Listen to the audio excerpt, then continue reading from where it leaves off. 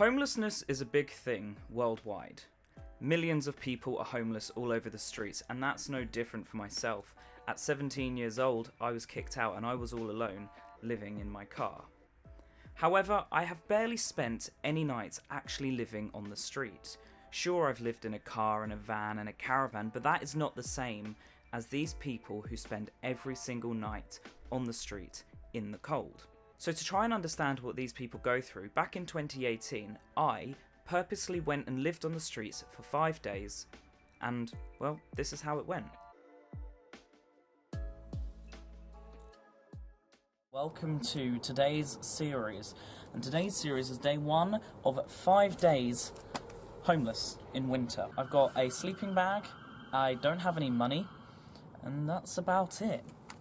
So watch me as I try and live homeless for a week, 5 days. Let's get to it. When I started this journey, I didn't really have any knowledge or any plans. So I spent the first day walking about, getting to know the area and my bearings. Once I was able to establish where I was and what was around me, I needed to find somewhere to sleep. As this series was filmed in winter, it got dark very quickly, and I ended up coming across a small multi-storey car park, which I knew would be safe, as it was away from the elements. After I showed off my new home, I prepared for bed, and put my sleeping bag on the ground, and tried to sleep through the night. I had a very broken sleep pattern on the first night. I struggled with it a lot, so I ended up getting up early in the morning, hiding my sleeping bag, and heading out to the streets before light. No one was around. It was quiet and silent. Once the shops decided to open, I was able to go into Waitrose and pick up myself some tasters. Just needed something to eat. As I had no money, I needed a little bit of fuel before progressing on with my day, which, again, I did a lot of walking and exploring of the area. I didn't just want to sit around and do nothing all day. I feel like I had to move, I had to do things, and before I knew it, it was sunset again.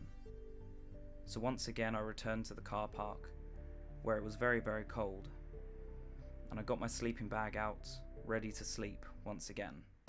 Put the bag in the sleeping bag so it doesn't get stolen.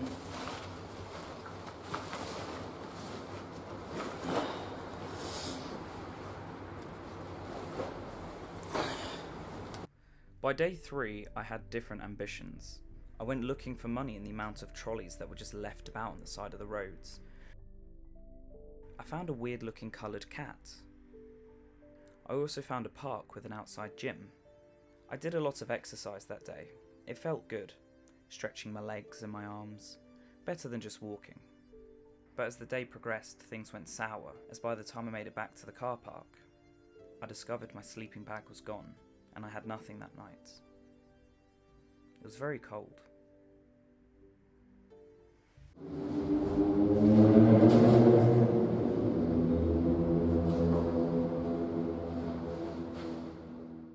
Didn't have the best sleep last night, as you could have guessed, so we need a pampering session today. That's right, a pampering session. I knew about a swimming pool which was a few miles away, so I decided to go on a nice walk over there.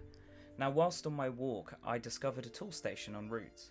Now, pre-COVID, Tool Station used to give out free hot chocolates. I'm not sure if they still do it, but this was great as I was homeless for 5 days, so I was able to grab myself a free hot chocolate and sit down on my way to the swimming pool. And when I finally got to the swimming pool, obviously I had no money. So, I did what anyone would do, and I snuck in. I got to go swimming, and I got to use the shower, and I got to wash and clean myself. 4 days into this challenge, it felt absolutely amazing. I'm so glad that I was able to do that before venturing on the walk all the way back to town. However, just as luck goes, I found some trolleys.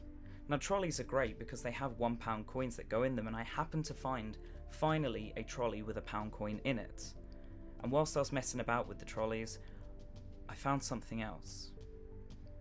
My sleeping bag. The sleeping bag which I didn't have the night before. It seemed someone had taken it and dumped it by the bins. I was very fortunate to have found it for the last night. So as I clipped the trolleys back together and I got my £1 coin, I decided to find a shop which was open. unfortunately some of them weren't, so I ended up going to a little corner shop where I was able to haggle and get myself a sausage roll and a drink for 89p. Yeah. Are you able to do it for 50p? 50p? Yeah. Why? I took from 199 to 99 pence. I haven't eaten all day and I've only got £1, that's why. Okay. You can do it for 50p for me? Okay. I'm so grateful, thank you so much. Have you got anything else for 50p as well? Can I have a drink? 39p? Where? For top shelf, 39p. I knew tonight that I would be warm and fed. It was a good night for me. Now day 5 brought its own challenges along with it. It rained overnight, so I wasn't able to sleep all the way through. I headed to the local shop to see if I can find any tasters, and unfortunately I couldn't. But today was the journey which I would try and make home. Home for me at that point in time was living in a van, and well, my van was over 30 miles away. I headed to the train station, and by sheer luck the train gates were open. That was amazing for me. I was able to sneak on a train and I was able to get down to Brighton. And once I got to Brighton I was able to change trains and I was able to head to a station just a bit further away from where my van was, which I knew had no train gates. Now once I got off the train there, I then had to start the long-winded walk all the way to my van. So I indulged on this walk. I made it all the way back to my van. And finally, I was home. 5 days being homeless was officially over. Even though that challenge was 5 years ago now, you may be wondering, did I learn anything on my experiences? Well, yes. Of course I didn't show everything on camera. I didn't show you that I was getting water for free from the local Wetherspoons, or I was charging my phones in local pubs, because obviously you don't really care about those things. You care about the rough and tough that people live on the streets. Now, I didn't follow the typical homeless person situation. I wasn't hanging out with homeless people, and I didn't even attend a homeless shelter. However, just from living on the streets alone through winter, it was definitely an experience that I can learn from. Because it was very cold, it rained, the weather was up and down, and I wore the same clothes. Now, I'm sure you guys change your clothes every day, and I'm glad that I'm able to change my clothes every single day. But a lot of people aren't able to do that. A lot of people have what they have on their back or in their trolley, and it is upsetting completely. Millions of people worldwide are homeless, and it is very sad that people have to go through this sorts of things. Now I understand that there is help out there for these people, and I know that there isn't enough help.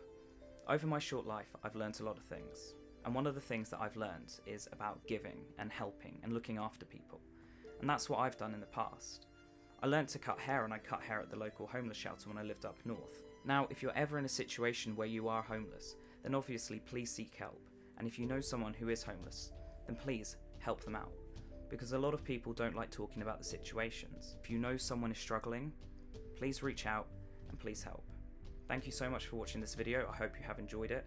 If you'd like to see future content from me, which obviously is going to be pretty cool because I'm uploading videos now, I'm going to be regurgitating some old videos that I've made in the past in this sort of style because I enjoy this. And hopefully we'll be able to create some new memories together and have some new journeys and look back through the life I've lived. And I shall see you guys all in the next video. Goodbye.